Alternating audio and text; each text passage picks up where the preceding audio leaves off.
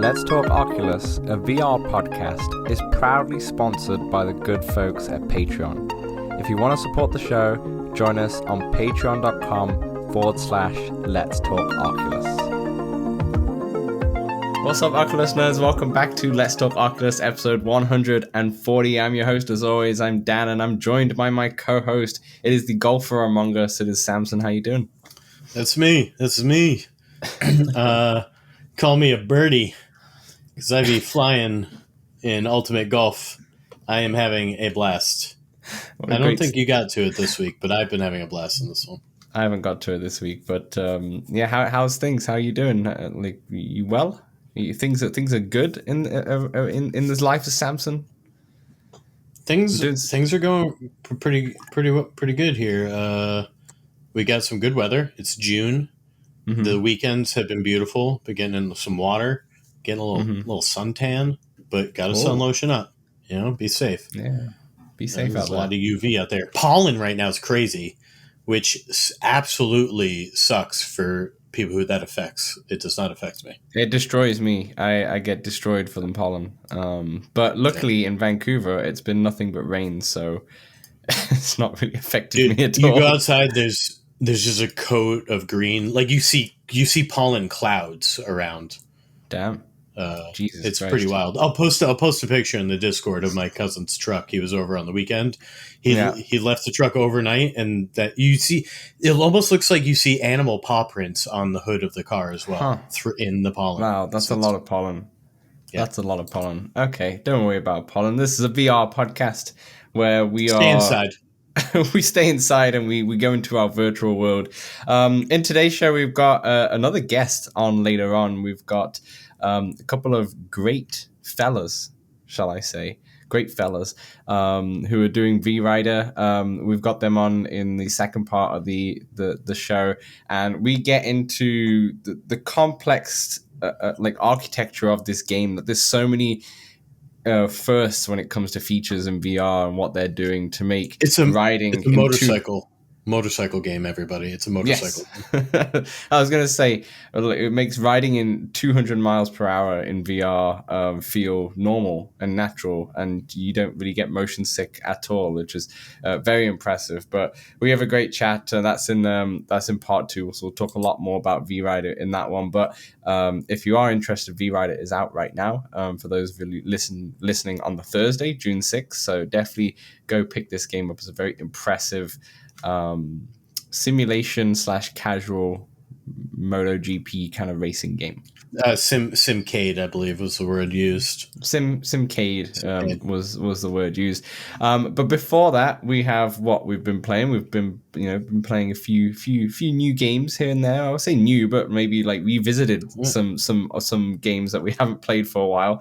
But there's also a lot of news stories. We've got the Meta Connect's just been announced. We've got trailers, first gameplay trailers for Behemoth and Alien.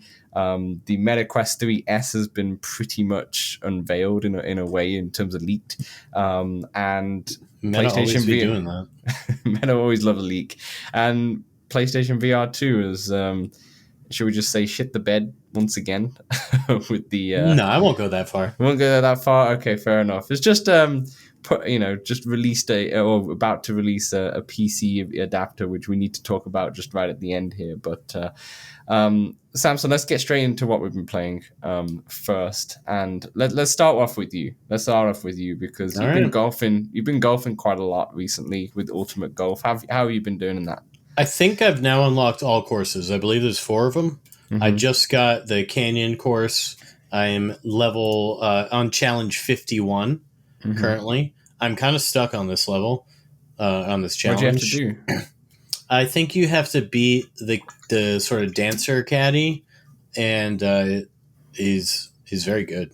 He chipped in birdie, and I'm like, all right, guess I'm not winning this hole. And it's very hard. You basically have to play perfect for at least 2 holes in a row, because you have to beat him. Yeah. That must be towards the end of the challenges, right? There's around 50-something challenges, no? There must be. Sure. I have seen them in expert level, so that must mean, pretty advanced. Yeah, that seems like you're an expert right there. But you're still loving the game. There. Have you played any of the actual courses apart from just jumping into challenge mode and having a go at them? Absolutely not. But you do play all the course. The challenges take you through all the holes of each course. Yeah. So I have played every hole of every course, just not as a course. Exactly.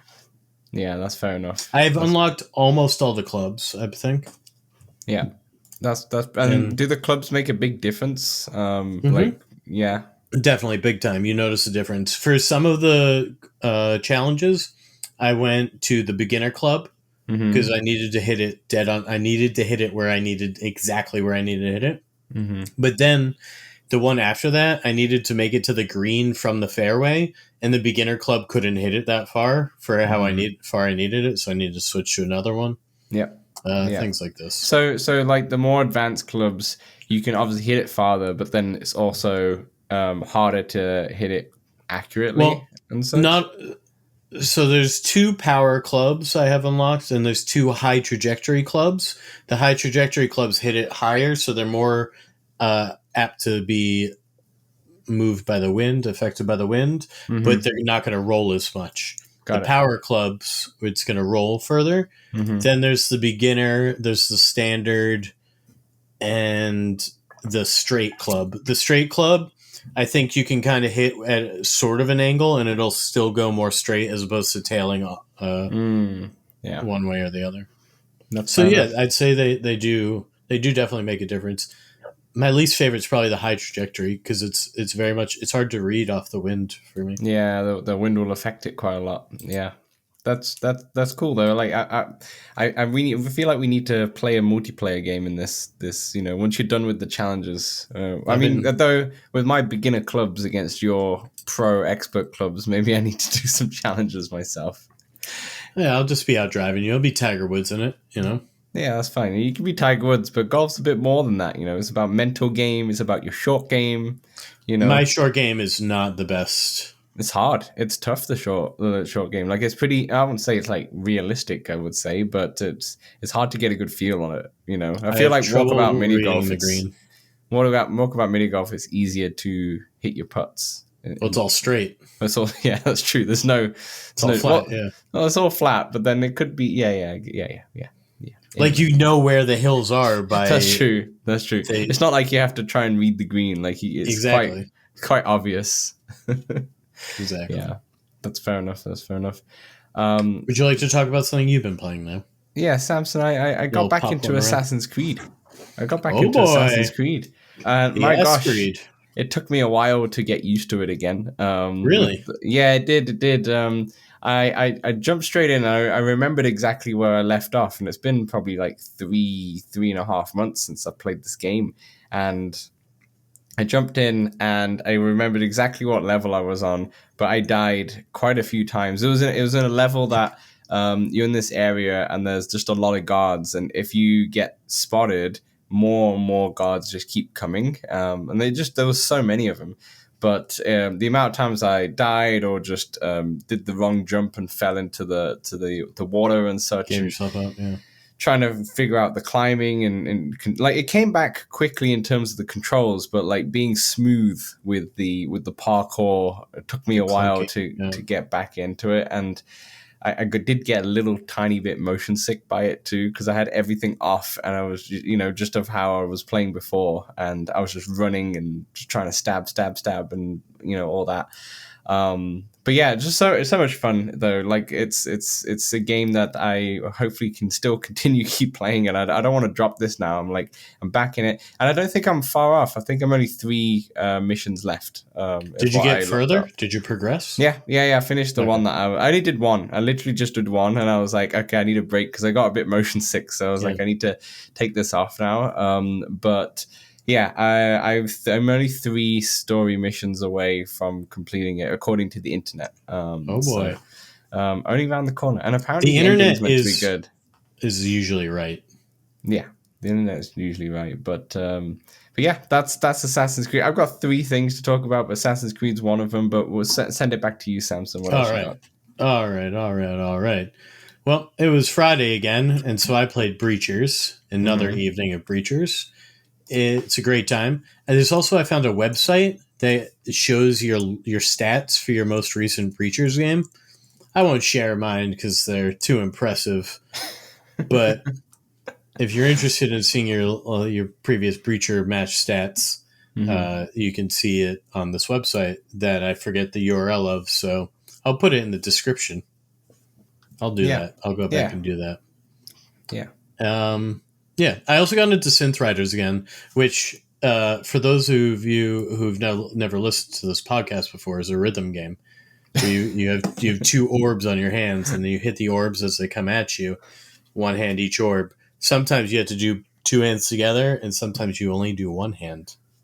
You know what I've just realized, and I'm so sorry for everyone listening and watching, but I forgot to do the giveaway for the Synthriders. I announced it, and people put the things in, but I never gave the... Okay, see? Yeah. I forgot too. Out. We're terrible. We're terrible hosts. We're terrible. But we will give these things away. We will. Eventually. We haven't lied yet. We haven't lied. It's just we just take a while to give it sometimes. I feel like we need like an assistant just to do all that little admin stuff at the background and keep us in check. But yeah, okay. I hopefully by the time this podcast come out, I've already picked a winner and this is done. You know, whatever I'm saying is doesn't matter. But damn it. I also have the Steam game to give away from Shoes. It's Into the Radius. So if you're into the Radius on Steam, come on down to the Discord. Yeah. There'll be a giveaway going on, and you might get it in a few months.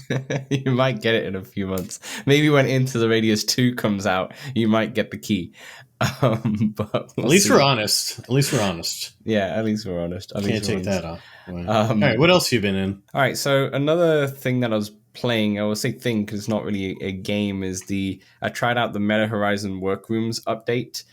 So this was a big, meant to be a big overhaul, which came out last week. They announced it like months ago as well. And I was very excited for it because I'm not as much now, but I used to work a little bit in VR because it was nice to have like giant screens no matter where you are. And I only have like a 13-inch laptop, and like immersed is fine, but there's problems with that as well. So I was hoping for the official one, it's going to be great. And the original one had a lot of limitations where you couldn't make the screen bigger and such, where now it's meant to be better. But Samson, it's not better. It's worse. It's actually worse. Meta didn't make it better? No, Meta did not make it better. So it's been stripped in terms of there's only one environment in there. There used to be 3 or 4 in there. There used to be a whiteboard that you could write on as well. That's gone as well. It starts off in mixed reality, so now you can finally have pass-through mode where you couldn't do that before. So that's one plus. You can make the monitor bigger and smaller, which is another plus. And then it's easy to like add extra monitors. You could do up to 3. But you still can't really you still can't really move them around. They're still just fixed in specific positions that you could just make bigger and smaller, but you can't move them to like wherever you want to. And also the resolution has been downgraded. And I don't know if that was an internet thing, but it was fine before. You do have not the best of internets. My internet's been very poor recently, and I don't know why, because my PlayStation Portal, the internet still works absolutely flawlessly on that device. It's like everything goes into that portal, and none of the other devices get any love. Maybe I need to do like a big router reset or something like that. Yeah. But I'll have a look into it. But yeah, but my internet's not really changed from last week when I last tried it, right? And it were you able to work? I could, you could work. Yeah, you could work, and it would be fine. It's just like you can tell that the resolution's like downgraded ever so slightly. I might need to test this again once I've sorted my internet out again. But yeah, just a bit disappointing, to be honest, because it was something that I was like, okay, just immersed is just better, even though that has its own problems, but immersed is just better. So unfortunately, I won't be using it. I'll try it one more time once I sort this internet out. But this update's been kind of sad, really. It's added resizable screens, but also got rid of a lot of features that were really good before. So yeah, not a good update. Not a good update. Added mixed reality though too. Yeah, it did add mixed reality, which is nice, but that's not enough. I'd say that's a pretty big work from home feature, though. It is, yeah. It is for sure. But I think immersed is just better, and that has mixed reality in there already, and it works really well. So, yeah. Anyway, Samson, what else you got going on? Well, I got into Paradiddle a bit again, and this time I had my cousin Tom over, and my cousin Tom is a big drummer, avid drummer. In fact, he has his own drum set. So I got him in, and we were a bit rushed, pressed for time, if you will, but he was able to jam. He jammed a little bit. He had trouble telling, really, like getting the real sense of where and how to hit with the virtual drumstick. Yeah. But I think he would have liked it maybe differently, more maybe if I had a real drum set and it was like more the Guitar Hero aspects, like you're learning the song. But I think he likes to just jam, so he was just jamming a bit, and he was able to jam. He did the no looking. He was keeping the keeping the rhythm. Nice. So it was pretty cool. I feel like you need to go around his house and try mapping it to his drum set. Maybe that's the next stage. Not close. That's fair. A research trip. It's a research trip. 5-hour drive. That's fine. You went to Vegas as a research trip for the travel mode, right? So exactly the same. Precisely. Exactly the same. Go on. Do you want to finish us off? Yeah. Okay. So I'm not gonna lie. Last week, I was very sick, Samson. We recorded our podcast with the Pencil guys, and then like 5 hours later, I was very, very sick, and I had a high fever for a few days, and I thought they put a spell on you, dude. I'm sorry. I meant to tell you. I saw some witchery, some witchcraft and such. But the whole week I've been kind of out. Like I've only been to work for 2 days out of last week, and I've been pretty sick. So I've look great. Yeah, that's the iPhone's like beautify camera. But I'm a bit better now. I'm a bit better now. I mean, I went into Assassin's Creed earlier today, so I'm a little bit better now. But they have been playing a lot of Vermillion over the night time. Like not early, but over the weekend when I've got a little bit better and such. And the reason why is because I kept seeing some Instagram commercials on draw by numbers. Not draw by numbers, paint by numbers and such. And I was like, oh, that seems like a nice screenless activity. But I was like, I don't want to buy this. It costs a lot of money. It was like $40-$50 for some of these. And I don't know if I want to do this for long term. I was like, hold on, I've got Vermillion. I know that's technically not screenless because you're in VR, but for some reason Vermillion in mixed reality feels like it's screenless. It really does. Does it have paint by numbers? It does have paint by numbers, and I never knew. I never knew. And it had Samson, this is gonna blow your mind. So this update actually came out like 5 months ago. It came out in December. We're on top of things here. Yeah. I'm wondering if we may have said it, but we just may have not thought about it. But so it has this paint by numbers pack, and it has like it's free, and it has like 4 or 5 I want to say 4 like art that you can use. So that I was doing a cat, which was like a very vibrant cat where it had like multiple colors and such like that. And there's another one where I think it's an alligator or some sort of reptile, I'm pretty much where it's very similar to that. And then there's another. Is it an alligator or some kind of reptile? Some kind of reptile. I can't remember exactly. I didn't do that one. I did the cat one. And the cat one was... Was it a cat or a mountain lion? It was definitely a cat. The cat had a lot of colors. So there's like 20 colors involved. And the cool thing is that you can just select a color. So you'll select color 1, for example. And then on your canvas, it isolates just number 1, so it gets rid of all the other stuff, and it's just like, okay, here's 1, and there's like 7 areas to paint, kind of thing.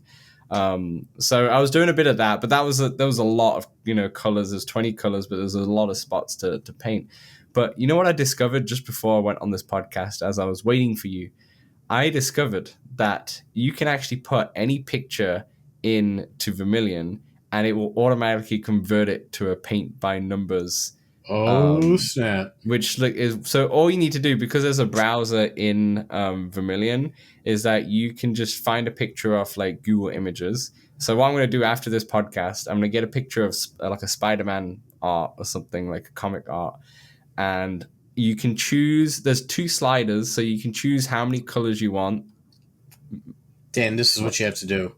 What? You have to take the thumbnail of our YouTube that was going to be this week, and you paint by numbers that, and then you make that the actual thumbnail. Sorry, you have a lot of homework to do. I don't think I can do that and edit the podcast in the day. But I like what you're thinking. Thinking. So essentially, you can choose how many colors you want. So the minimum is 2 colors, and then I don't know what the maximum is, but you can go quite far. So let's say the max is 20 colors or such, and then you can choose the level of detail you want in the image as well. So do you want it like, if you want it super detailed, it looks like when I did my research on this earlier, that you don't want it too detailed, because then there'll be like so many numbers and so many little spots ever, and it won't help. But you can dumb it down ridiculously. So what I'm trying to do is I'm trying to find like some simple Spider-Man art, the red, the blues, maybe with a little bit of like a comic book background, but nothing fancy, right? And I feel like that would be fine, because that would probably be like 5 or 6 colors max or so. Or maybe 7, and then the detail could be less, and it might be easy. So I'm excited to try this out, to be honest. But Vermillion's very good. I'm not very good at it though. It's going to take a while. I've not played it for a while, just to get the brush strokes correct and such like that. It's going to take a while, but it's a beautiful app, and it has multiplayer as well, which I still not tried. I still want to do like a Discord group of that, but I'm excited to try those paint by numbers. Does the paint by numbers excite you, Samson? You seem very excited when I said paint by numbers. Yeah, it's pretty cool. Yeah, you can just get like our faces and put it in, and then do like a pop. Do the third LTO poster. Like behind me, I've got both the posters and a Sonic. But I need to get rid of the Sonic and put the third LTO poster, and maybe Vermillion is the one. Is the Sonic giving the finger? Sonic's just pointing. Oh, okay. It's hard to tell from back here. That's fair. But yeah, I'll have to try this paint by numbers thing. I'll have to try it. It's really cool. Yeah, it's really cool. But what else have you been playing? Well, I got into some 11 table tennis a bit here and there in mixed reality. And I got back into GT7. Did a few more new races. They got Volvos now, Dan. Oh. So I got myself in a little Volvo. Nice, classic. Vroom. Yeah, I did get the real classic one. It must be from way back when they had a lot of analog buttons. And there's this really cool like green aura light that's all over the dash. I love it. And other than that, I got into a little VRider for our interview that you can check out in part 2. Some of my views in part 2, but pretty good. It everybody knows I love the joystick movement. Mm-hmm. Little spoiler alert: there's rumors of a 3D printed official handlebar, accessory, if you will. Yeah, and I'm interested in that. Yeah, well, stay tuned for part 2 to hear about this accessory that's going to come out for it. It's pretty exciting, to be honest. All right, let's get into the news before we talk about said interview. So we've got five or six things on the list here. First one's a really quick one. The Meta Connect just got announced on the day of what we're recording now. Meta Connect is announced for September 25th and 26th. So the keynote will most likely be on the 25th in the morning to kick things off. And then there'll be like developer sessions and such over the 2 days. Most likely, depending on our schedules, we'll live stream it like we did last time. Although this one's not as fun as the gaming showcase, I must admit. The gaming showcase is a fun one because it's just pure games. This one, there's a lot of, there's a lot of wishy-washy in between and other technologies. It's pretty fun. It's pretty fun. So I'll put in for the day off now, Dan. Put in for the day off. You know what? I will too as well. I will too. Actually, I don't think. Yeah, I'll put in the day off too. But yeah, so we'll probably be live on September 25th. We'll announce things way closer to the time. It's a Wednesday. It's a Wednesday. That's good to know. But yeah, we'll announce things way closer. But you've got no Quest Gaming Showcase. That's not, I thought it would be announced actually last week, but nothing.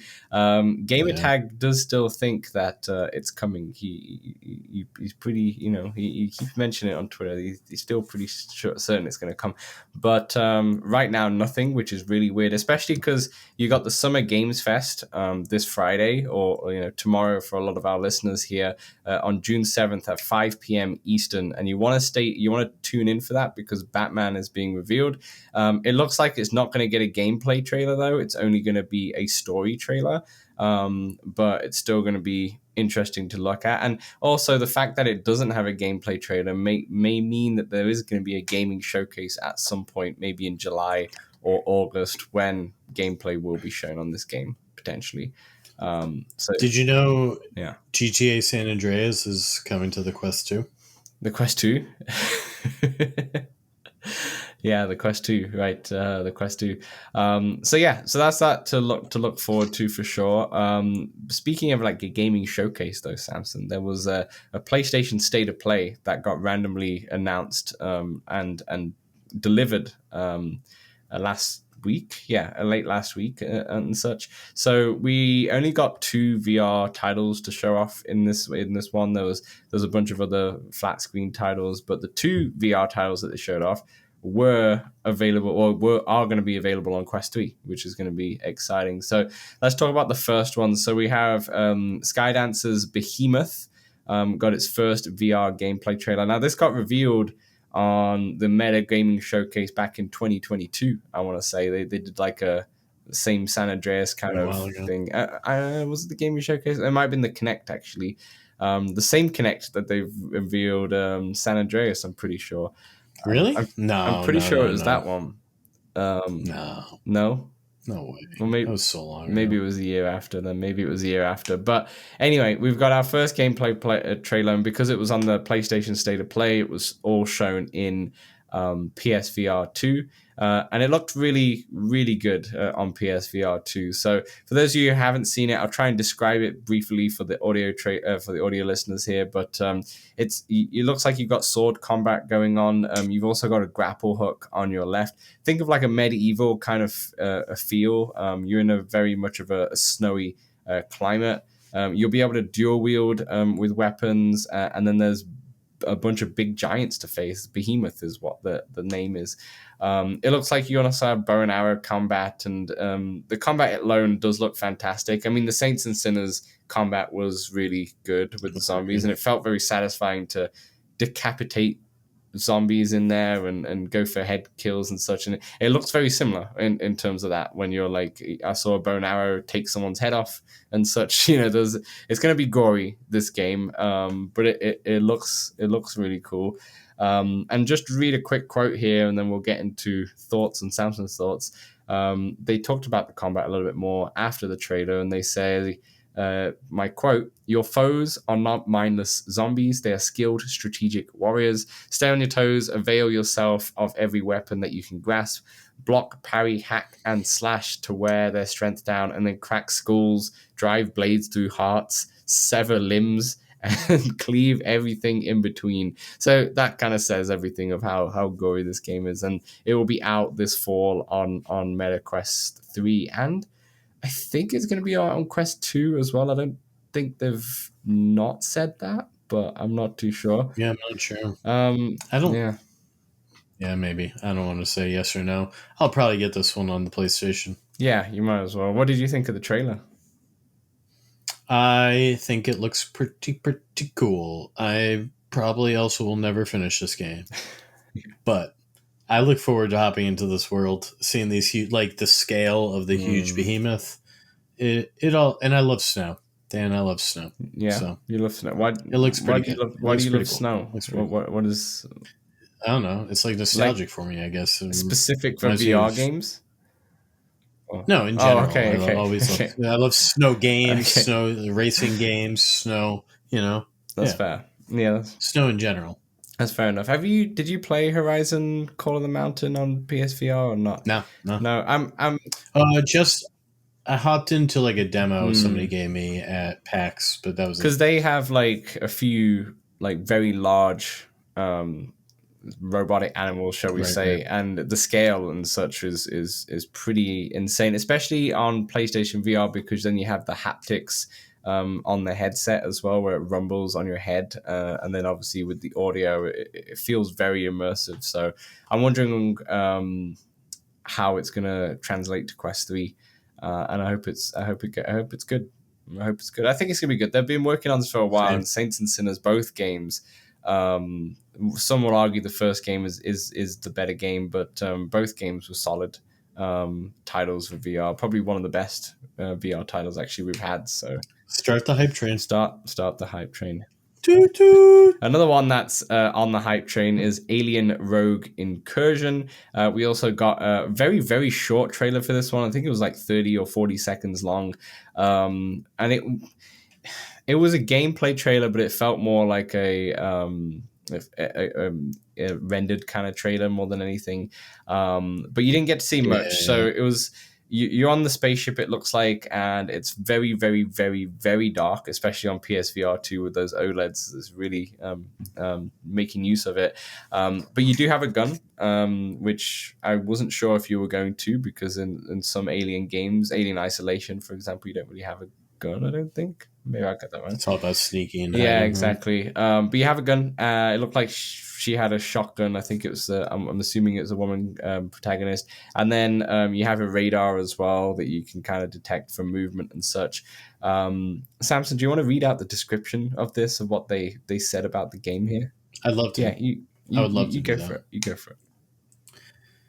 While heart-pounding combat is the core of Alien Rogue Incursion, grabbing your pulse rifle and blasting your way out of every situation is not always the best strategy. Constantly hunted by unpredictable and resourceful xenomorphs, players will often find creativity and a level head to be their greatest weapons, especially when it comes to leveraging the environment to their advantage.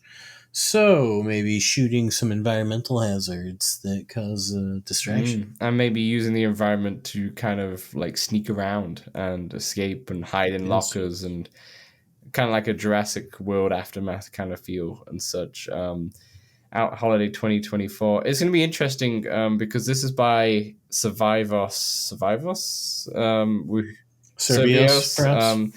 who don't really have the best track record in games recently. They had a Walking Dead game as well, which didn't do too. Onslaught. That's the one of Which Onslaught. wasn't really. I didn't play it, but didn't do really well. And then they had Creed: Rise to Glory. Seems to be their best. That's very popular. It's very popular, no, and it is very good. Thrill of the Flight was always the better one, but with the amount of updates they've put into it, the last time I played it, which must have been like a year ago now, it's very good. It's very fun, arcade kind of boxing game. So yeah, definitely.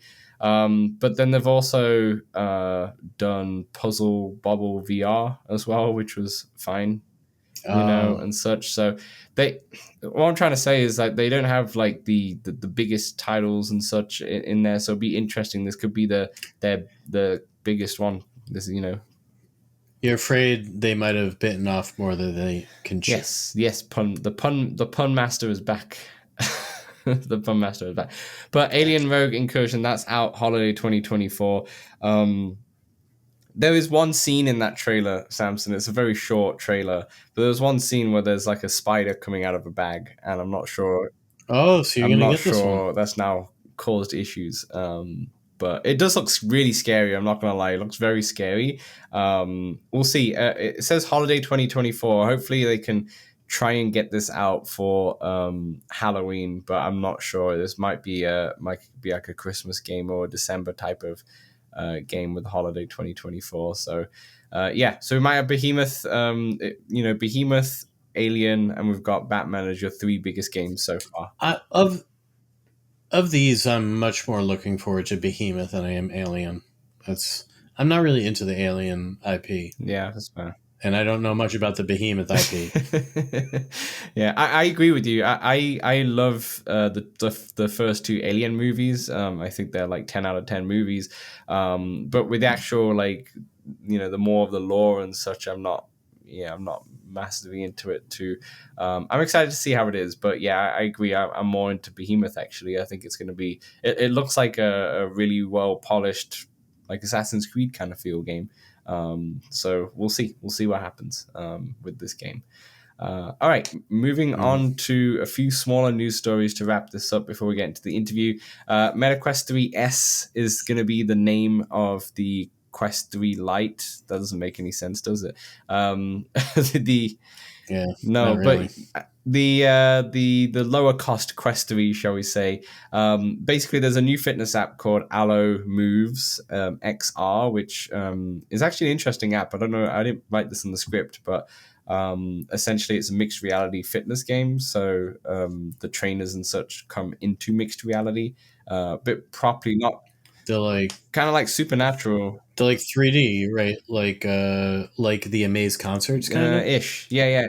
Like volumetric? Yeah. Volumetric? And they're in your actual room itself. So if you do like a yoga class, for example, you know, they're right next to you. And where like Les Mills is more of one of those like screen mixed realities like Synthriders is, and then Supernatural doesn't have anything like that, for example. So it looks really cool actually, but we'll talk more about it when it actually does release sometime this summer. But anyway, on the pre-order page, it says that it supports MetaQuest 3S. So it's been leaked. Okay, it's coming. Who knows when it's coming? Is it going to come with the Kinect? Is it going to come before that? I don't know. But MetaQuest 3S is an interesting name. It's a weird name. MetaQuest 3S to me sounds like the next level up of the 3S. You know. I just feel like it just looks like you're saying Quest 3s. Look at all these Quest 3s. Like, is this plural? Yeah, it does. Like this. Why would you do this? Why? It does. It's a weird. I feel like the Quest 3 Lite was a good name. I mean, that's obviously what Nintendo has named something before. I like Diet Quest 3. Diet Quest 3. Or MetaQuest Zero. It tastes the same, but it's just a little different. Yeah, exactly, a little different. But yeah, that's going to come out at some point. Next news story, we've got our MetaQuest Plus monthly games for June. This is the time I now need to cancel it because it's when I'm going to get charged. This is my last month because I started in January. But I have one of these games already. So Stride is the first game. And I have that one. Stride, if you've not played Stride before, it's like a Mirror's Edge slash shooter game. It's okay. The mechanics and such are really fun, but I would say it's an okay game. You know, it's. I would say if you got MetaQuest Plus, definitely don't overlook this one. Definitely pick it up and have a go. It's so much fun at the start when you are doing the parkour and such. I just got a little bit bored after a while. You know, it felt more like it was more of a tech demo kind of game rather than something more fully fledged. It's got some leaderboards too. It does have leaderboards, and such. But it's a fun one to try out. But if you've got Quest Plus, then go for it. And then the other game is Warhammer Battle Sister. Sam, have you tried that one? I've not tried that one before. No. I've done absolutely zero Warhammer in my entire life in every way. That's fair. I thought you... Are you a Warhammer last guy? podcast you said you were a Warhammer person. No, that was something else. No. That was Warcraft. It's not Warhammer. I did play Warcraft. Yeah, they both have. So I got really confused. I've not played this game. It looks like a first-person shooter, like a Wolfenstein kind of or Doom, Quake kind of feel. And such. Mixed reviews on this one in terms of the reviews, and I looked on Steam and it said like 62%. So it's one of those. It feels like both these games are like maybe mixed review kind of games, but I guess if you've got Quest Plus, then you might as well check it out. Well, Stride might be on there in part because their sequel recently came out. But it's my understanding you probably want to play the first one and not the sequel. Is the Stride not the sequel? Oh, okay. I've not played this one. I've played Stride Fates, which is the sequel.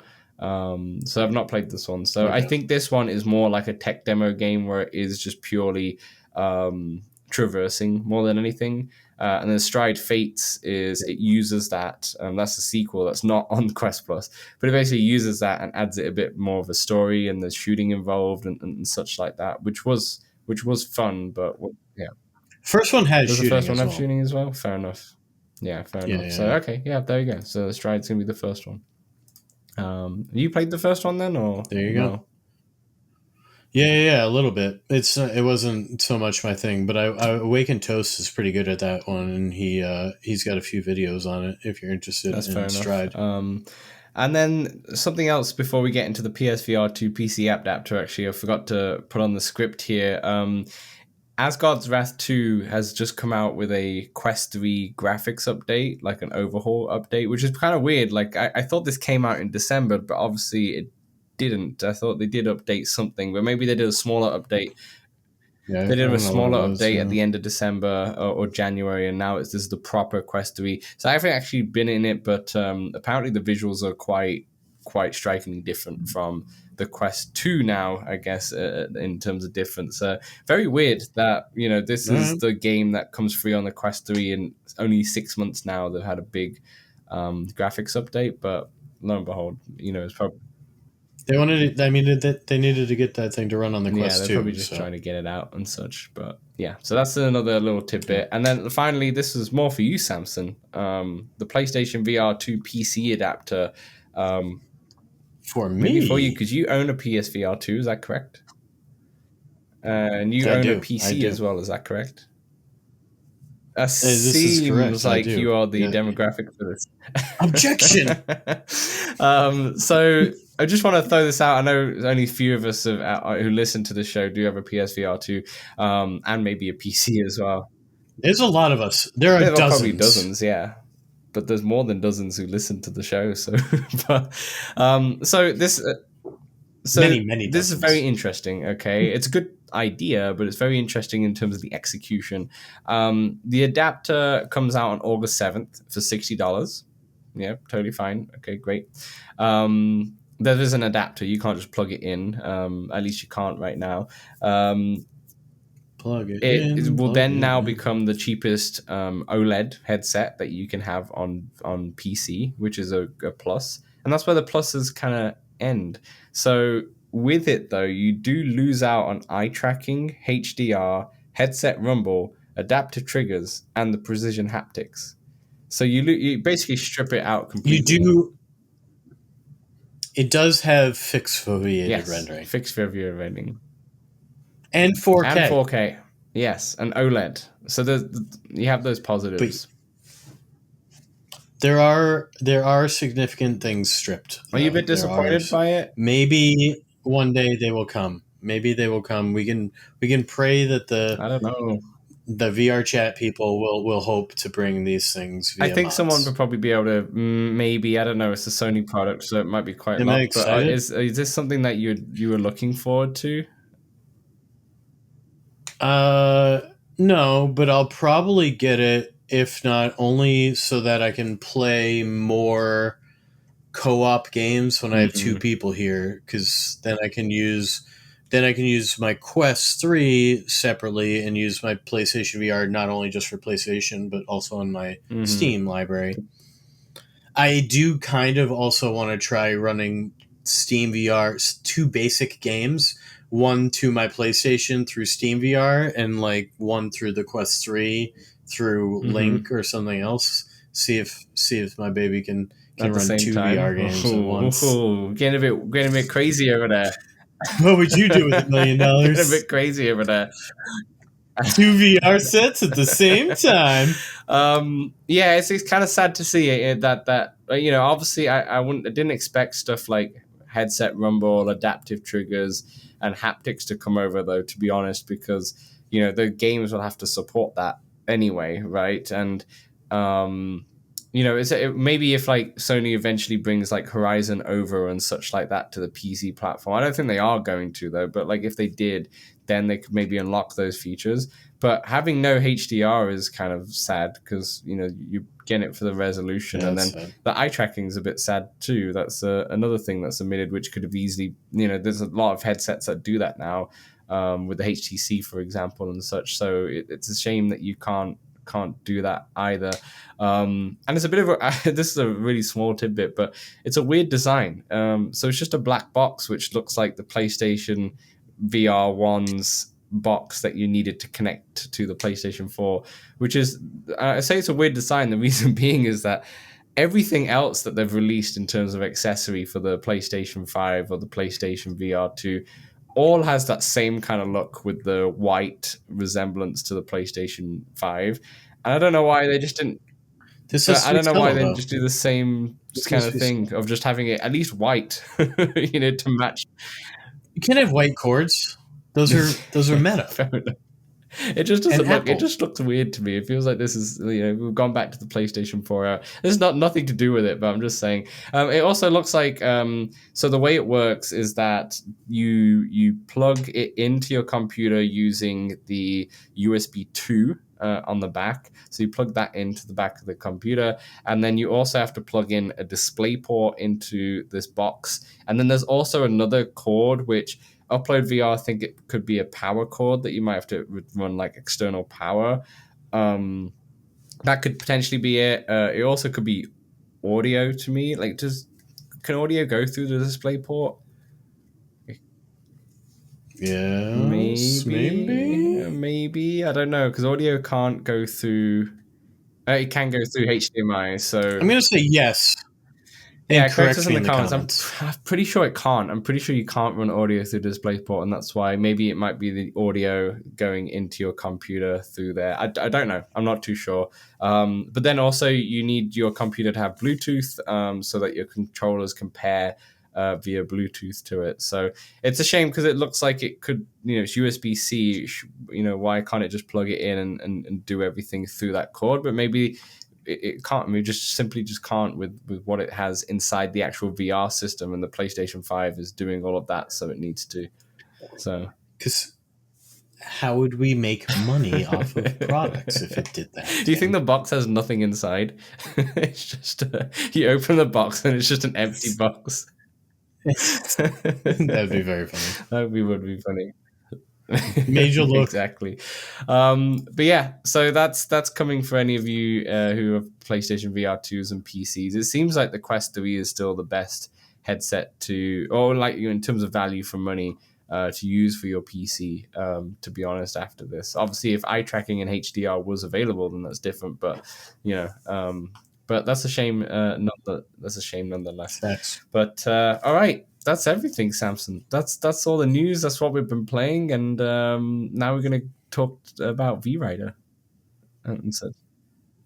Let's get into VRider, but first, Dan, we have too many sounding words and too few actions that correspond with them. I love it. Yeah, all right, perfect. So that will do for part 1, and then obviously in part 2 we got VRider. So we'll see you then. Hey, we know public lobbies in VR games can be a bit toxic. Feel a bit empty at times.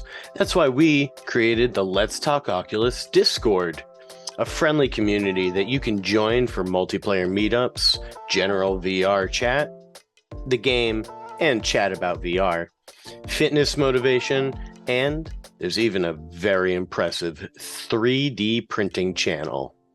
Join over 100 of our community members in the Let's Talk Oculus Discord for free. The link is right in the description. All right, welcome back to part 2, where we are joined by Giovanni, who is the founder of Funny Tales, who is the developer of VRider. Giovanni, welcome to the show. How are you doing? Good. Thank you. Very Dan. good. And then we also got Rodolfo, who is also the founder, but at Viral Games, and they produce the app VRider. Rodolfo, also to you, welcome to the show. Thanks for joining us on a Sunday as well. Yeah, for sure. Nice to be here with you guys. Absolutely. So, I think the best way to start this is for you guys to tell me in your words, what is this app? This is a racing simulator, but there's so much more that we need to dive in because there's so many technologies in this. So, for sure. So I'll start. VRider, it's really the world's first licensed motorcycle virtual reality racing game, and the exciting part about it is that obviously the team at Funny Tales, the developers have been very close to motorcycle racing for decades. And when you look at what's available today in virtual reality or immersive experiences in racing, there's not that much content there now. And there's many reasons why that is the case. So for VRider, I think there's a couple of industry firsts in getting this game there. You know, I don't think it's a surprise that Funny Tales are the guys and girls that did it, just because of their vast experience just in motorcycle gaming. So maybe I'll let Giovanni kind of offer his views of why VRider is such a special game, coming out on the store now, June 6th. Yeah. So I I would say we have a strong track record in developing racing game and motorbike racing game. For sure. I incorporated the company in 2006, and the first motorbike racing game was Moto GP for iPhone 3GS. But to tell you the truth, I was the CEO of the biggest software house in Italy, which is well known for developing motorbike racing game for PC console. So I started creating racing game in 2002. And of course, Italy has a, let's say, strong tradition in mechanical. There are a lot of brands like Ducati, Aprilia, Moto Guzzi, and the first experience was a business-to-business project. Was MotoGP for iPhone, as I told you, but we discovered that purchasing a license, and we started with Ducati, and making our own racing game was something that was interesting in the mobile space. It was 211.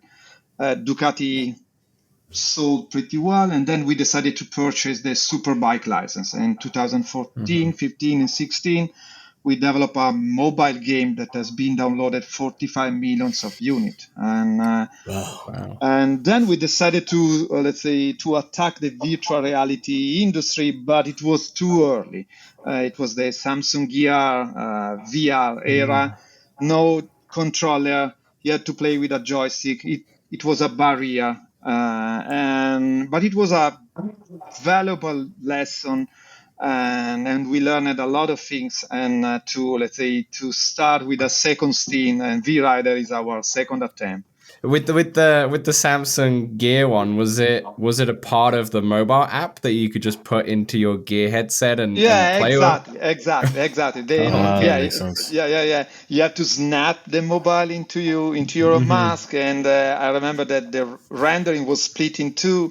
The right and the left eyes, but the game was developed at that time in C++ and was a rocket. I remember 100 frames per second with a impressive quality.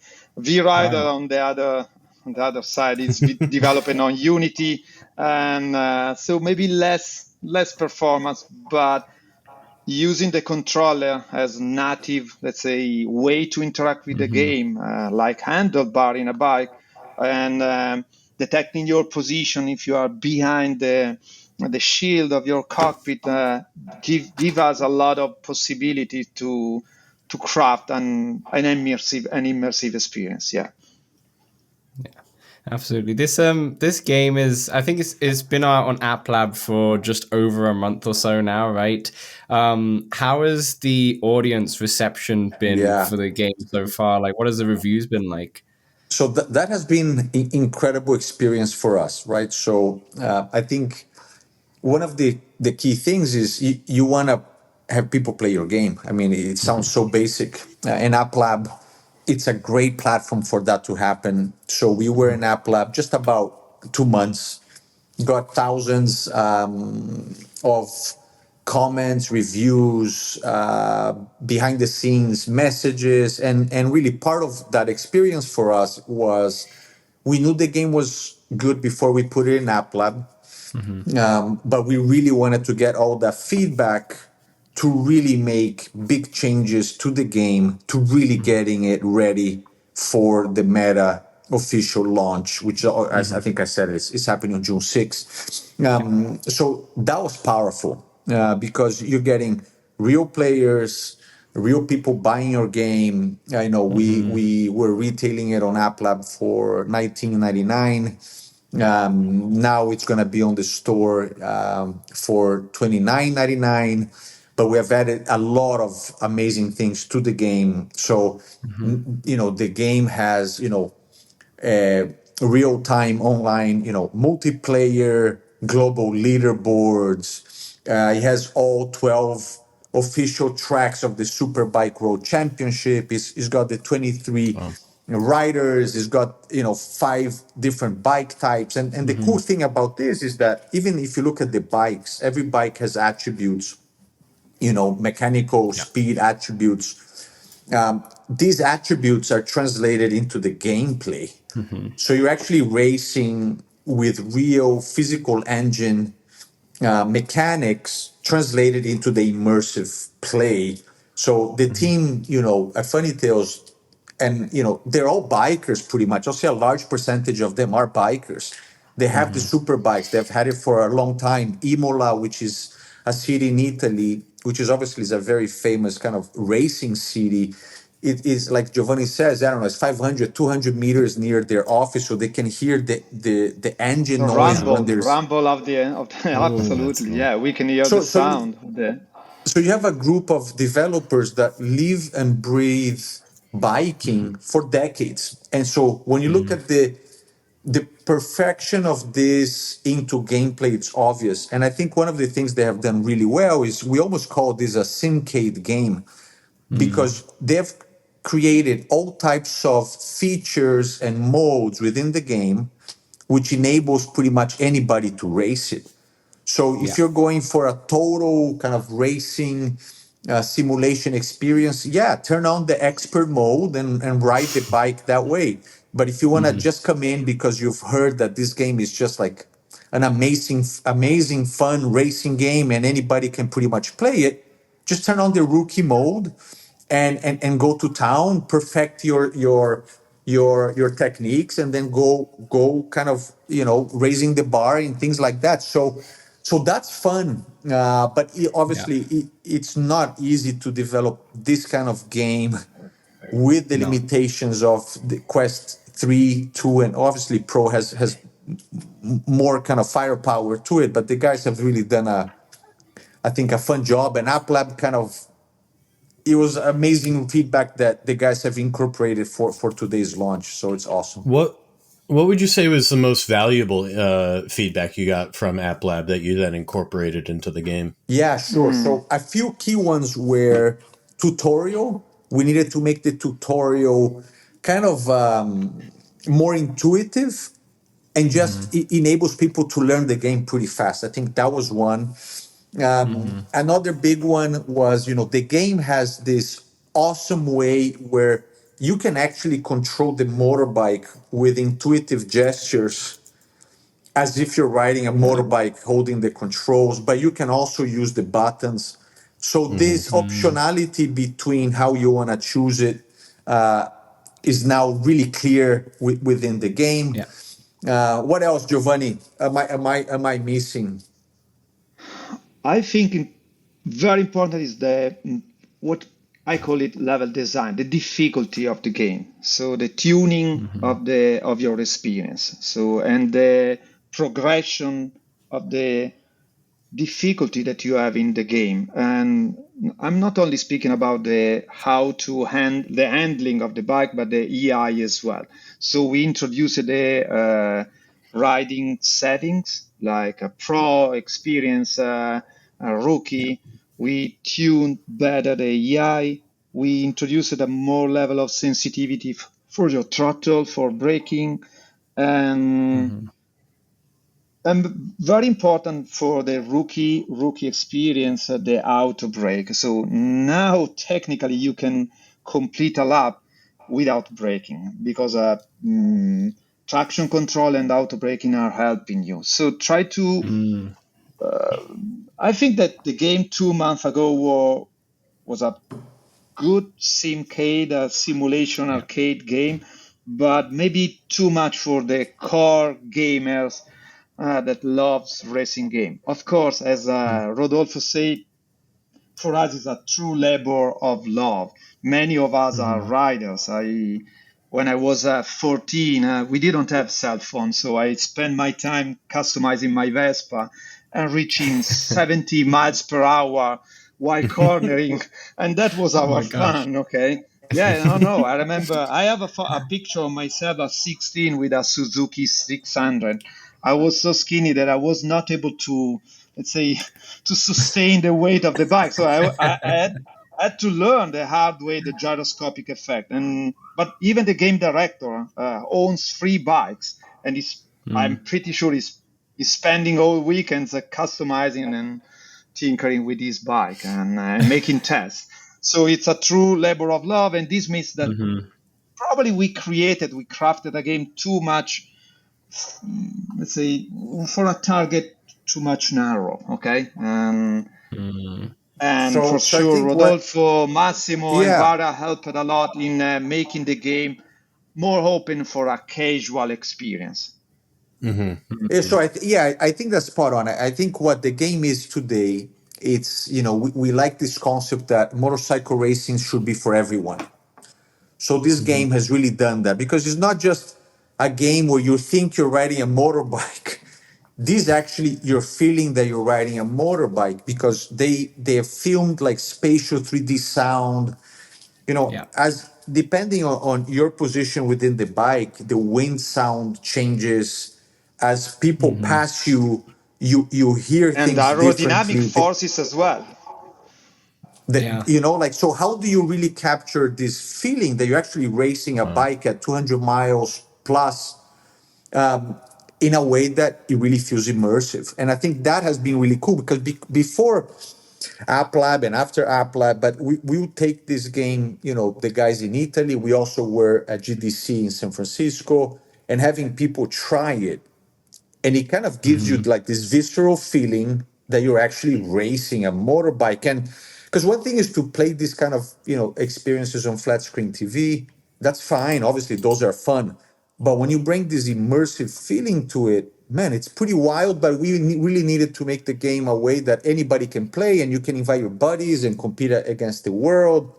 So that has been quite a journey because to bring these elements into actual gameplay and achieve it in such a high level, I mean, these guys have worked really, really, really hard. And then for us at Varo, as the publisher of the game, we're a new company, but not kind of old or new guys to the industry. To the So block. exactly. So Joe Victor and Massimo, who've been in the gaming industry for decades. They in the beginning of their careers in Italy, they used to own stores of video game, and then GameStop ultimately bought them out, but kept them in to grow GameStop all over Italy to about 500 stores.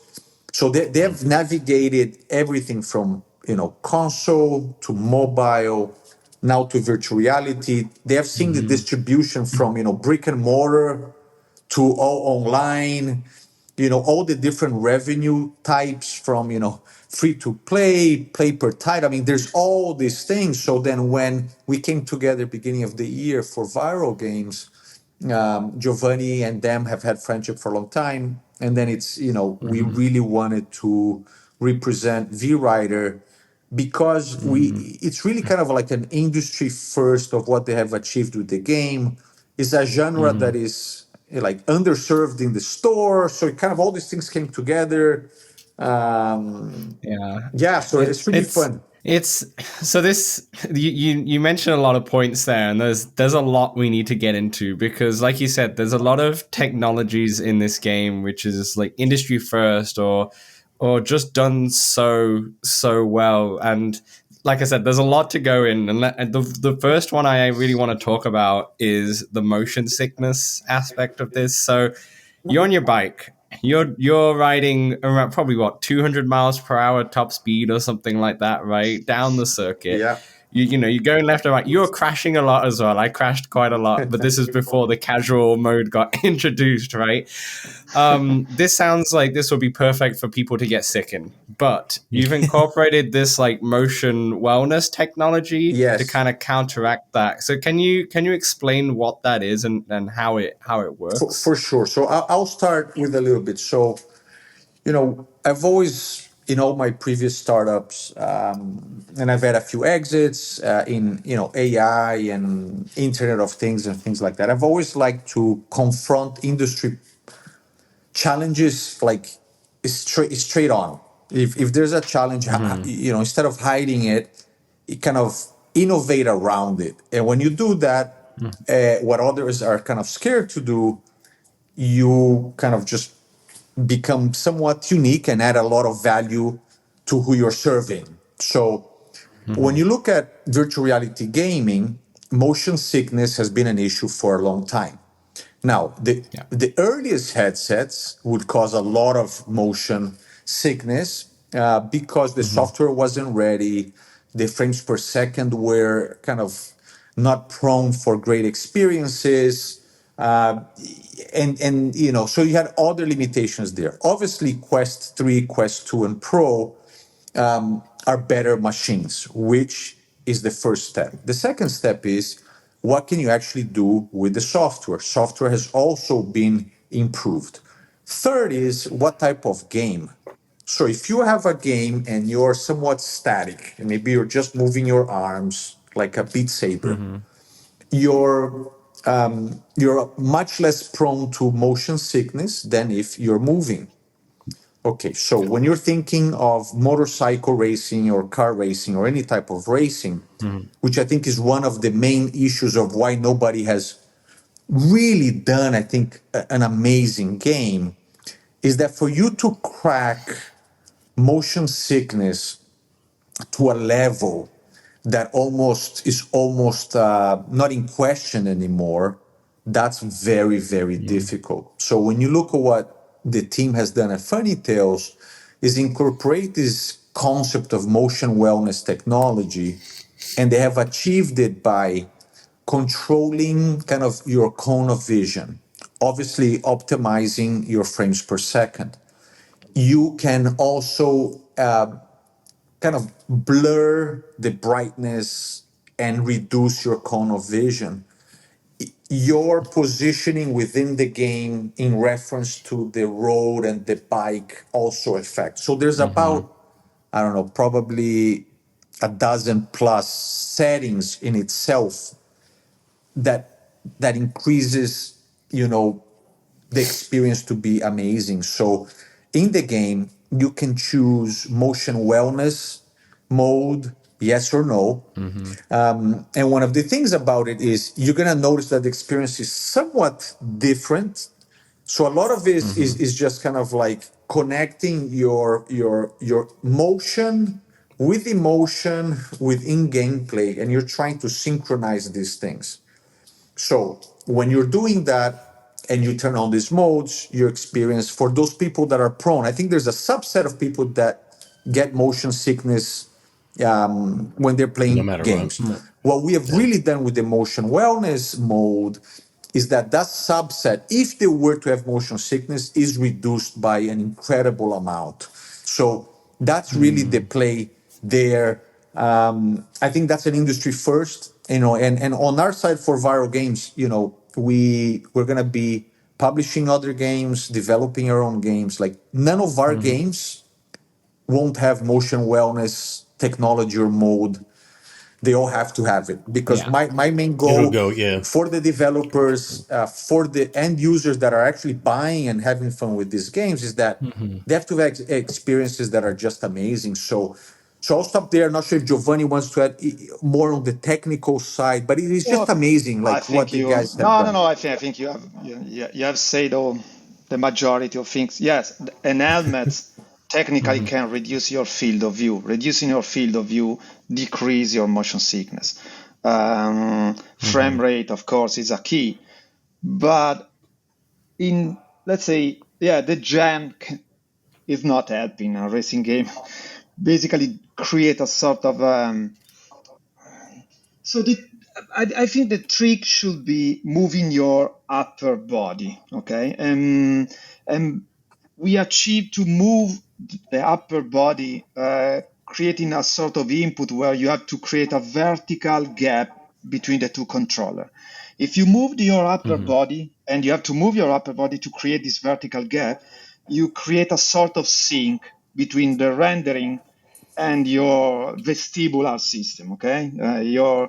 And this create a lot of let's say reduce the motion sickness, because you believe you are a rider. You have to move yourself, okay?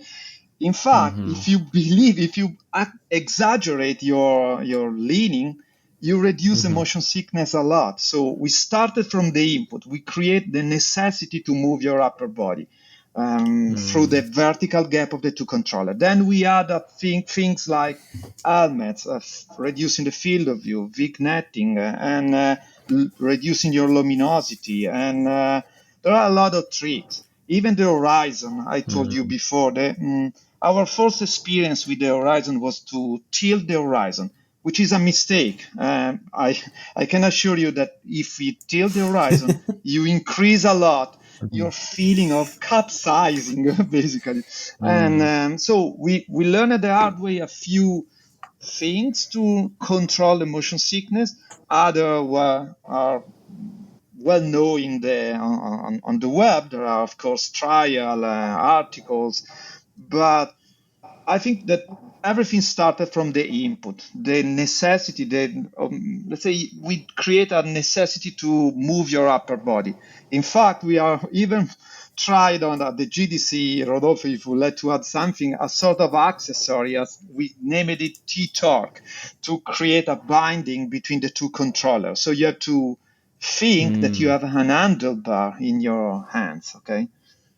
So For yeah, the same so reason of there's the input, okay? yeah, so I think the way that I'm all about optionality in everything I do, like investments, modes. You need optionality. So the game as it is has a lot of optionality of how you want to control your body movement, the different modes and things like that. Now, what Giovanni was talking about is, we're also creating an accessory, a handheld kind of gaming accessory that actually is kind of a handlebar where you put the controls, and there's a couple of things which we can't share right now. That's pro- That's yeah, what yeah, I want. exactly. So most likely, that's going to be available for pre-order. I won't give you dates, but don't give us it's a date this yet. year, which In is the really future. cool too. Because the way that you can kind of ride the game today is obviously with motion. You can do full arms, so it becomes almost like a workout for your arms and shoulders. You can put it on top of your lap and just kind of trick the system a bit. And then this handheld, obviously, we know it'll be a fun thing. But if you go to like the VRider Discord channel, there's one channel there, I think it's called a sub channel called Media. And it's really cool because you have a lot of these biking aficionados kind of 3D printing their own handlebars and I haven't checked, but they Absolutely. might be enable people to print. So I think that's going to add a lot of fun as well. And these immersive experiences, it's nothing like playing a game in kind of Quest than a flat screen TV. If they're able to execute the kind of obviously the immersive pieces well. The other day I just played a kind of a pool game. Yeah. I can't remember the name, but man, it was really you really felt like you were holding, the pole there, and Control how it key. hits Yeah. the balls and the sound is like there's some really cool things that technology is going to start enabling obviously now, and racing is one that we just need amazing content for people to experience. So we're excited that we're kind of out of the gates with VRider, which I think Yeah. people are gonna love once it gets more to the masses, because App Lab is more of a subset of people. It's kind of, Yeah. but once it gets now, so it should be really fun to see people having fun. I'm glad you say this about the accessory, because one of the first things I texted Dan after playing was, those arcade machines where you like sit on the bike and you just have the TV in front of you. I was like, I want that, but in my VR headset. This sounds like a cheaper, happy we'll medium. get there. We'll get there. It's on the roadmap. It's on the roadmap. It was so intriguing that you said, being with the controller system, like having you feel like you're sat on the bike and your arms are out and such, that impacts the motion sickness. Like it reduces that. Is that like, so I see like there's other simulation games, like we've got Grid Legends on Quest, you've got like Gran Turismo on PlayStation VR that have the standard like controller kind of input where you're just sat there and you're using the thumbsticks. Is that something that you don't really want to incorporate into VRider because it will impact the motion sickness? No, exactly. Not at the moment. I know that there are a lot of gamers that are asking to use joypad, but we really believe that moving your upper body and say increase your experience, reduce motion sickness. We tune the game, even the sound effect, and so alignment of senses, sound, rendering, and in general your movement, the movement of your body is something that increase your experience, reduce motion sickness, and I believe generate what is now VRider, a game that for me has a very, very low percentage of people suffering motion sickness. At least reading the comment that we received. It's a non-question right now. Basically, obviously, you might have some people that might experience if they are Of course, yeah. if some people they spin around 2 times and they get motion sickness. I mean, we don't know, but overall, it's like I think the guys with the motion wellness setting and everything. If you need to, wow, it's really an industry first. So. Yeah, and we're excited. We're excited for people to play and these global leaderboards. We were doing all this multiplayer stress testing to make sure everything is optimized.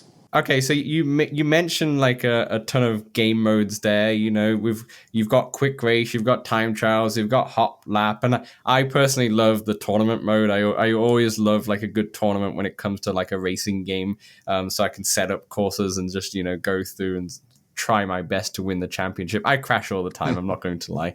But one of the things in App Lab, and you've mentioned this a few times, but let's kind of get into it, is multiplayer mode. Like I saw a lot of feedback that people were wanting the multiplayer mode and such, and now this is going to be available with the PvP kind of multiplayer from launch and such. How has that been in terms of development wise? Because we have a lot of developers who come onto the show who always say that having multiplayer is a whole other aspect of the industry. Like sometimes it's such a headache that they don't even bother in VR. How is that? Yeah, for us was like the Everest. Okay, it was we developed a sort of kind of asynchronous multiplayer for SBK on mobile, so we were able to challenge your telemetry, your ghost. Okay, I challenged Rodolfo, and Rodolfo in a sort of razzle way get his revenge tomorrow. But online, real time.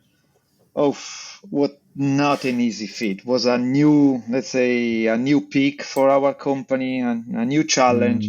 And we started with 4 player concurrently players. Then we were able to run with 8 players, but performance-wise there was some drops, and we decided to cast the number of players to 6. But we have in our roadmap, let's say, a good intention to reach 8 again, 8 players concurrently. And I don't want to, let's say, I would like to be the first to criticize. I would like to improve the multiplayer. To me, let's say, if you are playing in a immersive way, I would like to avoid to break the sense of immersion. So in our roadmap, there already some sort of gesture. So I don't want to, let's Don't say, give all the secrets, Giovanni. emulate a Don't game. give all the secrets, man. Yeah. Okay, so Don't give all the let's tell an secrets. anecdote. Don't give all the No, secrets. Let okay. the excitement. Yeah, but exactly. But in a, let's say an anecdote in the racing game for real. I mean, Moto GP. I still remember Valentino Rossi kicking another Spanish player, okay, and a rider. And there are many key moments in the history of racing game uh, where something happened, and this is typically related to a gesture. So gesture would be something that is in our roadmap. So That's all for I the moment. think it's like, how do you continue making the game so much fun? And I love unexpected things. So humans love unexpected things, hopefully good things that delight you. It's like you're in a restaurant and they surprise you with the smallest appetizer that you weren't expecting, or a little dessert, or you're in a game, or you have an Easter egg in a movie. I mean, people love this kind of thing. So I think the more, you know, the more VRider as a franchise keeps on going, the more cool things are going to happen. But obviously, multiplayer for any game developer doing right now, it's kind of a new era, especially for immersive experiences. But it's amazing. Like, look at the successes of Gorilla Tag and some of these other games. Once you bring multiplayer, you bring a dimension that I think matches real life, and obviously at a dimension higher than just flat screen, because this is really immersive. And this entire concept, I was listening to, I can't remember who he was, but he was all over Twitter. I'll try to find the name, but a really interesting thought is this entire concept that you're trying to match motion with emotion and in virtual reality. So sometimes you have to you have to do gameplay. You have to do gameplay with that in mind, which is kind of like fundamental. Multiplayer in a 2D flat display, okay, yes, you can challenge other play, but turning your head and feeling your competitor is another level. It's a different animal, okay? And even because you can perceive, you can feel it, the 3D sound helps you a lot. So the adrenaline that generate in a immersive game, it's different. And I really believe immersive games will be the future of the gaming industry because of this kind of thing. Yeah. Now, Rodolfo, what do you think? And look, Definitely racing. I think it just changes everything. Like when I put this headset on my son for the first time, he just turned 6, but let's say a few months ago, like you could see that they are. It opens a horizon that they have never thought. And the truth is that that's not only for kids. And one of the things in the industry is that if you put a headset, I don't know, 6 years ago, and you put one today and play the experiences, the better experiences that exist today, it's a completely different world. So I think now, obviously, Meta is being very smart, reducing the price of these headsets, increasing distribution of these headsets.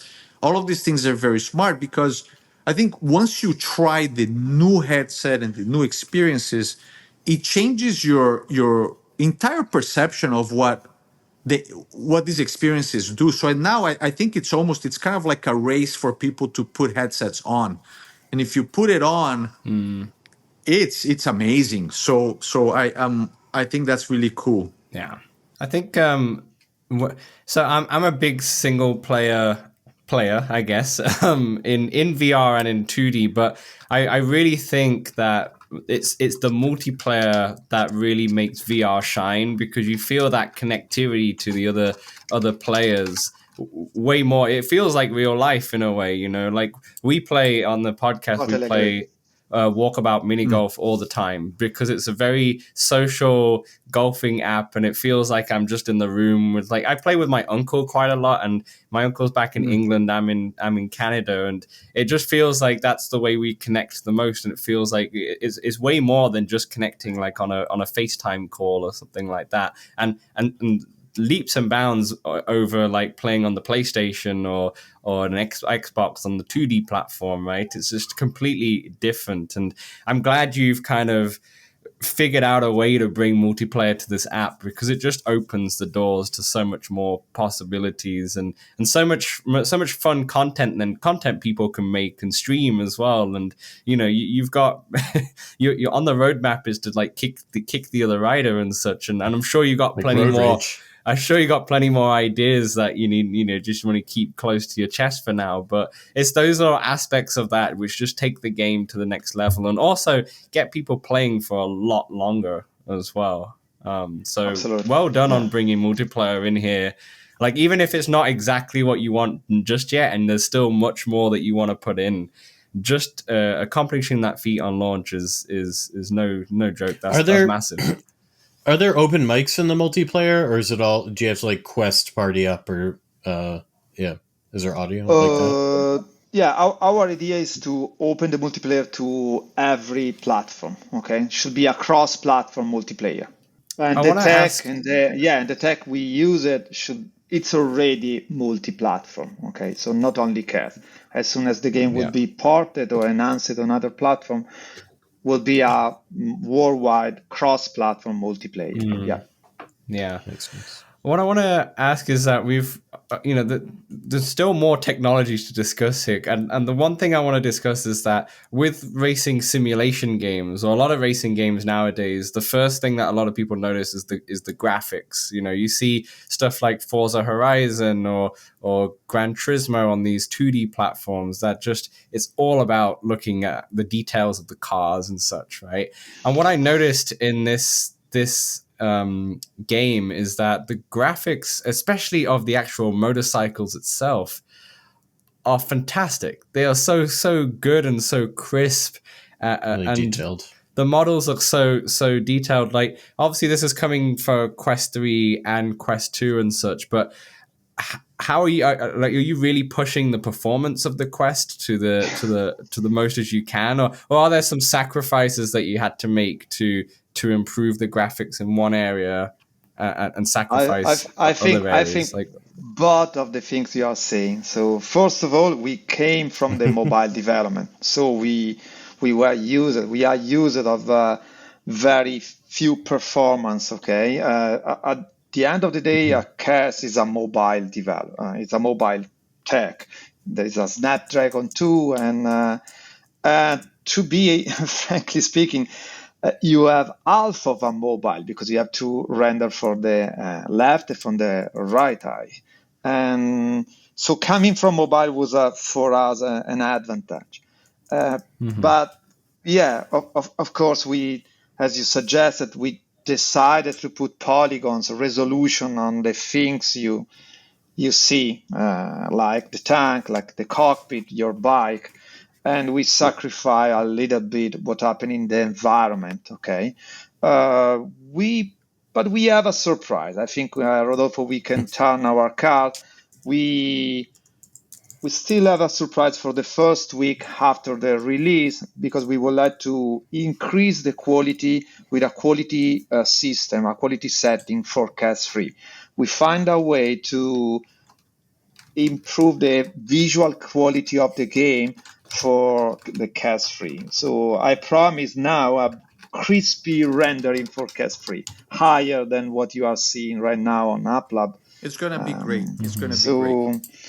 Yeah, is there, because this is obviously a Quest 2 and Quest 3, and the Quest Pro and the Quest 2 are very similar in terms of the chipset. I guess they're all kind of three slightly different ones, but is there any big differences between the Quest 3 version and the Quest 2, or at launch at least? Is there any big differences? No, in terms of gameplay, we try to, let's say, guarantee the same fun experience. So fun factor is the main reason why you purchase a game. So there is the same fun, no matter what. Of course, on CAS-free, we would like to increase the visual quality, have a better resolution.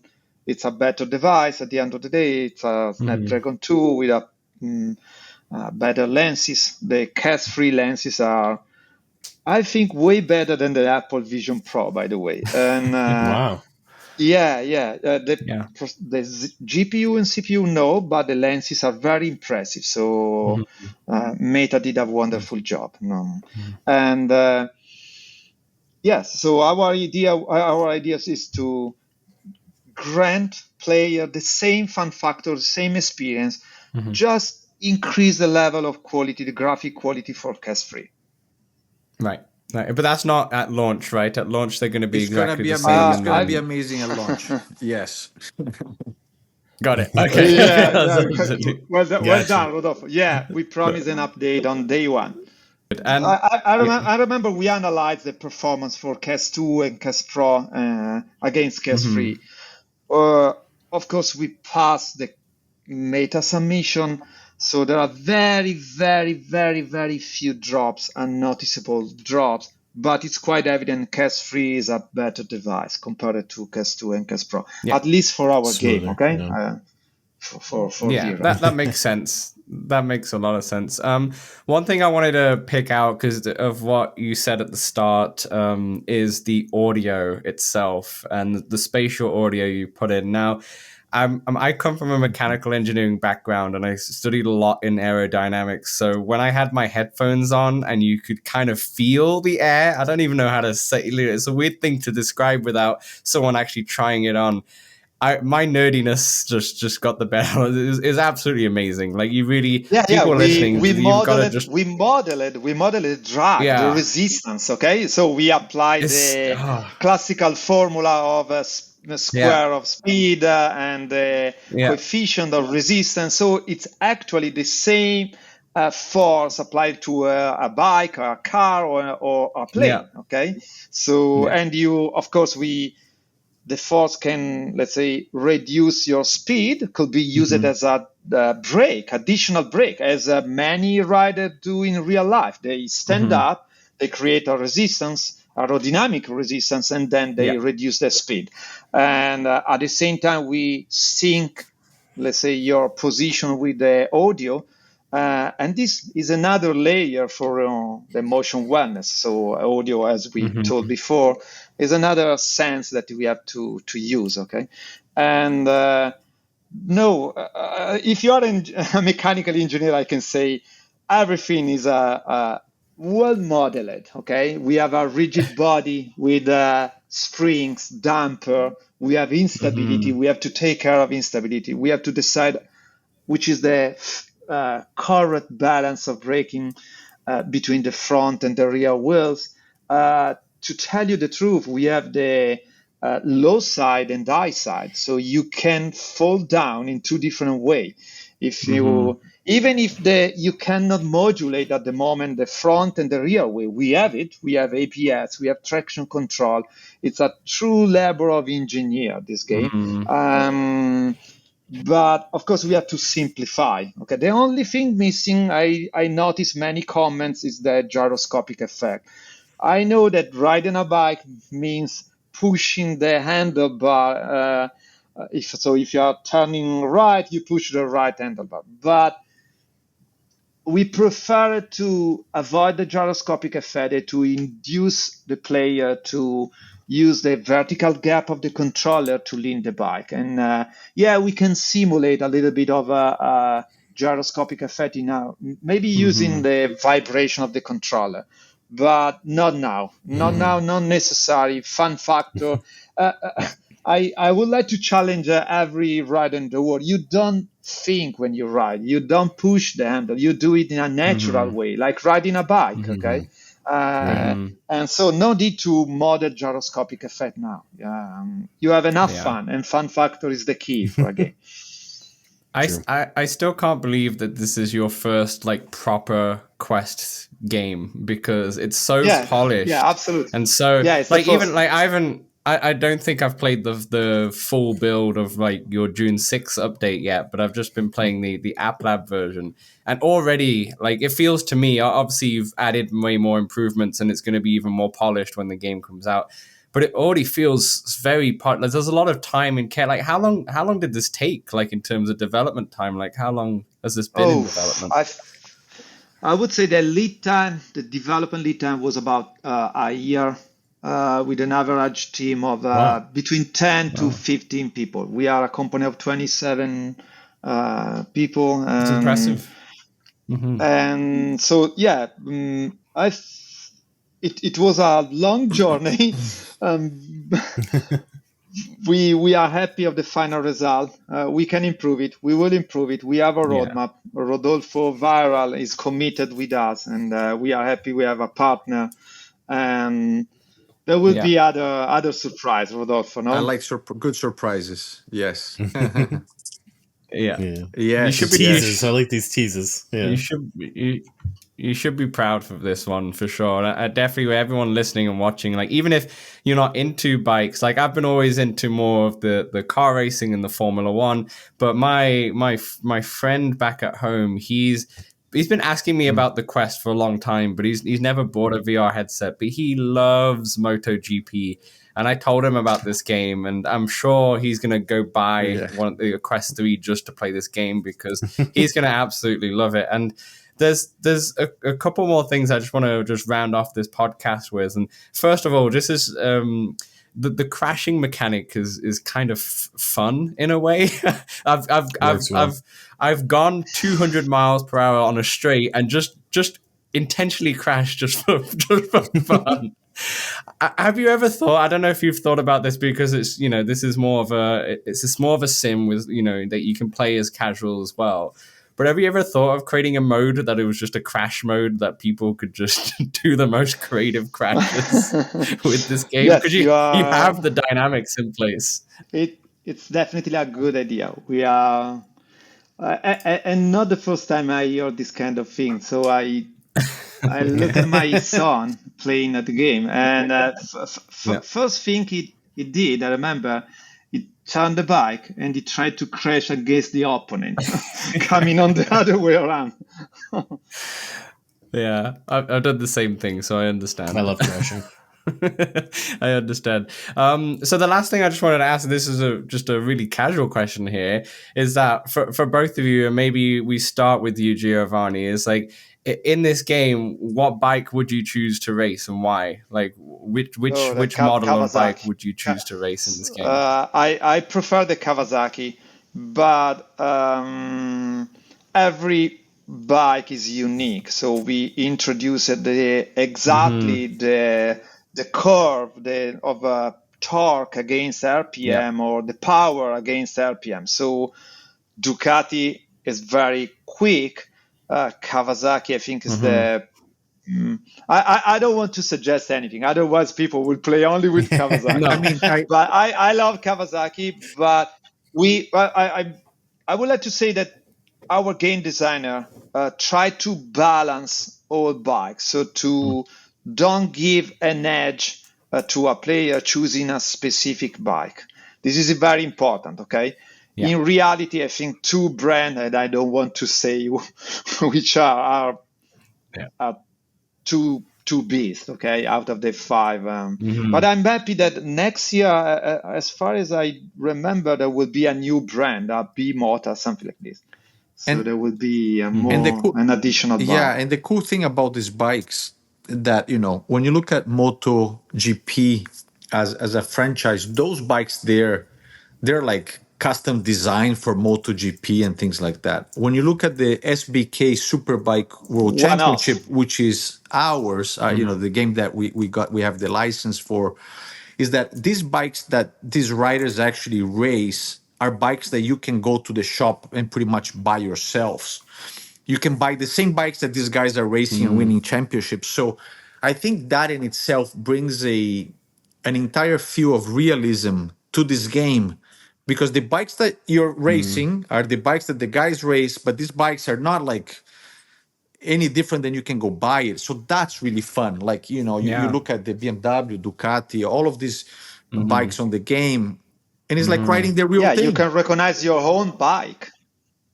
Yeah, exactly. It feels like Gran exactly. Turismo. There's that realism Exactly. of the racing to virtual reality and the immersive experience. So that's so much fun. That's fun. So Rodolfo, I didn't get your answer though. What bike would you choose? Or like, what is your favorite bike in the game? I'm not saying what is the best, but like, what is your like favorite one to choose? The classic. I'll go Ducati, man. The classic for speed. Nice.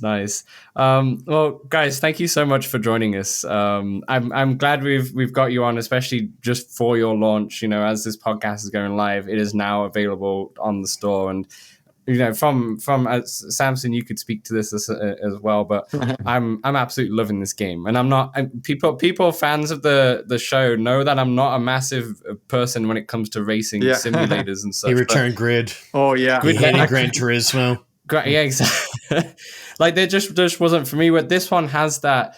It's more. It feels more like Forza Motorsport if you would compare more of a 2D, where it has that simulation aspect, but then it also has that casual aspect. Like you said, it's like a sim arcade where like if you want to just more have a casual game of it, then you can do, and it's so much fun. And yeah, I'm having a blast with this one. Samson, how are you liking the game? Thank you. Oh, I've been enjoying it, but like I said, I feel like I need one. I mean, I might hit up this Discord for a 3D printed thing because that's what I'm looking funny, for. I really people, want that. They just get like a piece of wood. They just kind of, just attach the controllers. We've seen people put brooms, like it's just it's fine. You might want to try that. For fun. Yeah, just absolutely. A bit of tape on a broom. They connected the two controllers to a broom. Cool. Yeah. But I am enjoying it, and I do love myself some. I've put in many hours, tens of hours into Gran Turismo, tens of hours into Grid Legends, and it's nice to have there's few racing games, but there's even fewer motorcycle games. There's like Moto X is a couple that I've tried, and none of them have really felt right to me. But this one definitely feels like the best. Amazing. Thank you so much for having us on. We appreciate it. And look, let's have some fun with it, and let's see where it goes, man. Let's see where it goes. And thanks to everyone who's at home watching and listening. Yeah, thank you so much, and we will see you next week for another episode of Let's Talk Oculus.